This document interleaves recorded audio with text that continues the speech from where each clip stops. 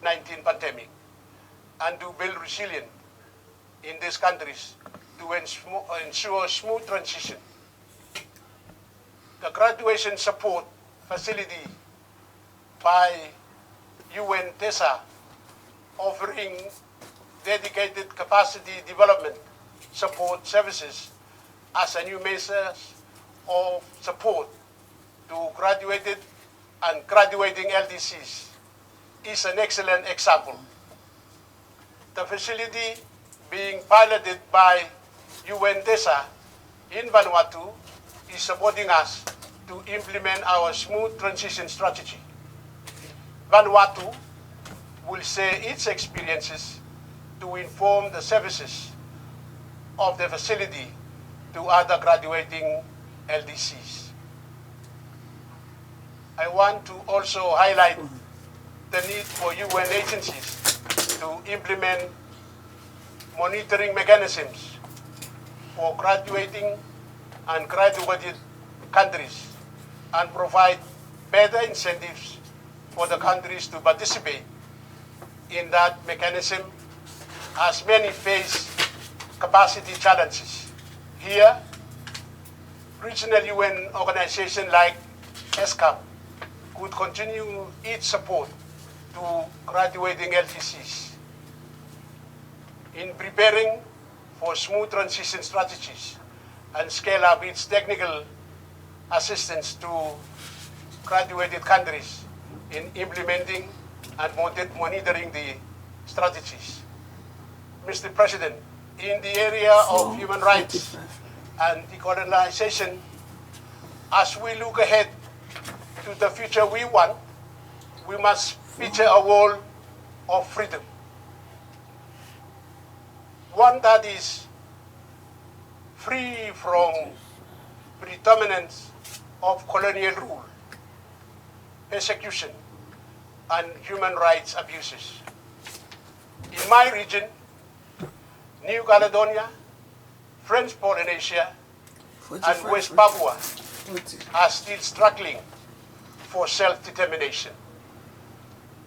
Drawing attention to the principle of equal rights and self-determination of peoples as stimulated in the UN Charter, it is important that the UN and the international community continue to support the relevant territories, giving them an equal opportunity to determine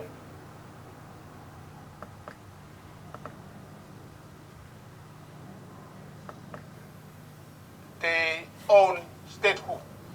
With the recent referendum results in New Caledonia, in comparison to the 2018 results, there is now a narrow margin of votes between those voting for and against independence.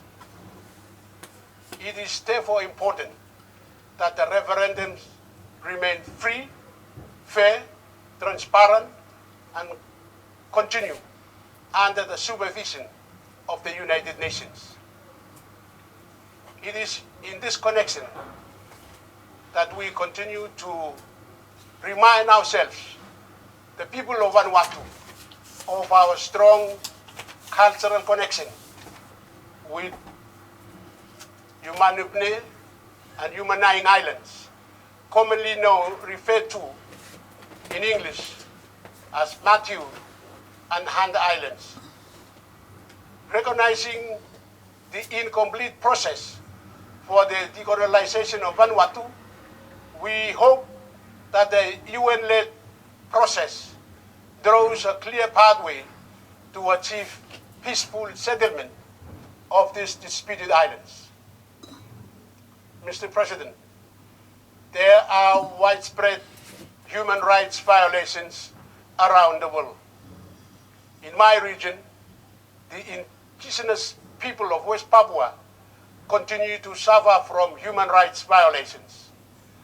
The Pacific Forum and ACB leaders, among other leaders, have called on the Indonesian government to allow the United Nations Office of the Human Rights Commissioner to visit West Papua Province and to provide an independent assessment of the human rights situation.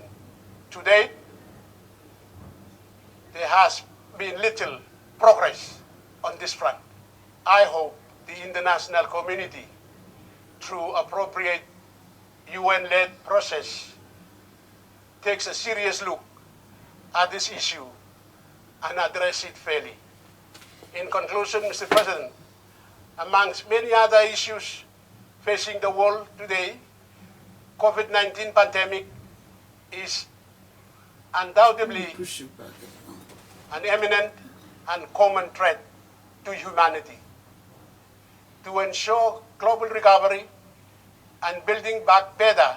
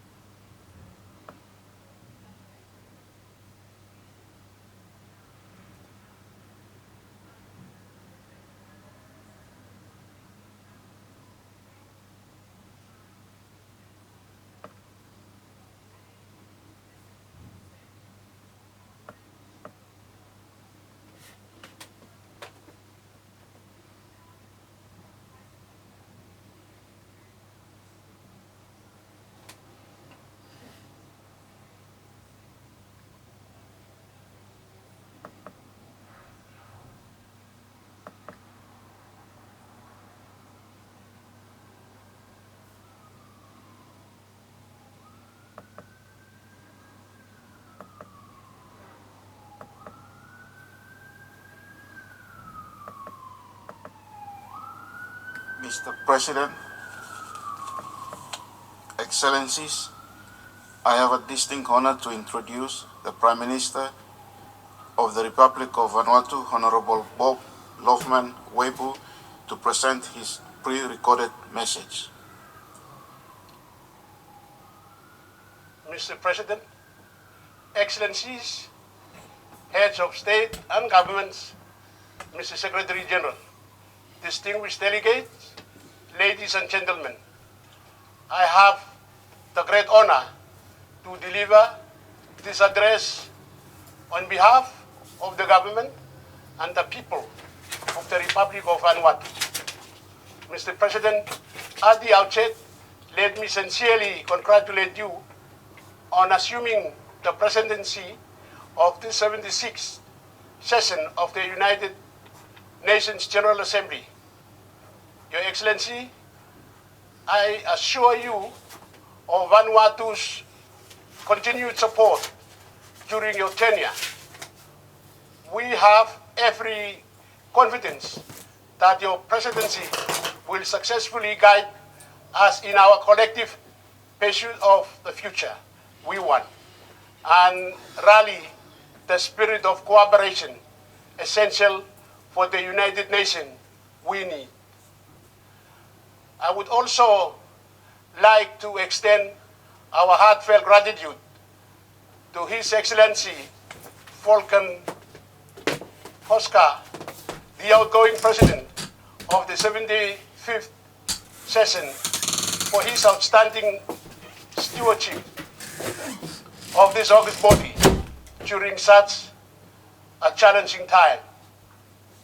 Mr. President, let me join my fellow world leaders by expressing Vanuatu's sympathy and solidarity to all governments and peoples around the world who have been gravely impacted by the COVID-19 pandemic.